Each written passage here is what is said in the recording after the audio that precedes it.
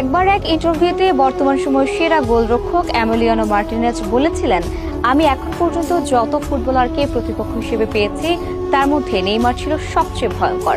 তার বিরুদ্ধে খেলা কখনোই সহজ না। 2021 কোপা আমেরিকার ফাইনালে সে বারবার আমাকে চ্যালেঞ্জে ফেলে দিয়েছিল। এখান থেকে বোঝা যায় নেইমারের প্রভাব, একজন নেইমারের ক্ষমতা।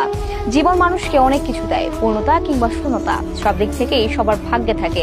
মেসি যেমন সবার চেয়ে বেশি ব্যালন ডিওর জিতেছেন, দলগত সাফল্যে কোপা আমেরিকা ও বিশ্বকাপ জিতেছেন, তেমনি Ronaldo Ballon d'Or, euro cup কিংবা চ্যাম্পিয়ন লিগ সবই জিতেছেন কম বেশি। কিন্তু একজন নেইমার বিধাতার কাছে যতবার দুহাত তুলে কিছু চেয়েছেন, বিপরীতে পেয়েছেন শুধুই ইনজুরি, শুধুই ব্যথায় কাতর হওয়া এই ছবিগুলো। জীবন বড়ই নিষ্ঠুর, আসলে নিষ্ঠুর, শুধু নেইমারের জন্য। না হয় কাতার বিশ্বকাপের শেষ মুহূর্তে ক্রোয়েশিয়ার রক্ষণ ভেঙে এভাবে গোল করার পরও কি ম্যাচ হারতে হয়? হ্যাঁ, যদি নেইমারের মতো ভাগ্যে থাকে তাহলেই একমাত্র হারতে হয়। এই অভাগা ফুটবল তারকা ব্রাজিলের সাও পাওলো শহরে জন্মগ্রহণ করেন 5 ফেব্রুয়ারি 1992 সালে।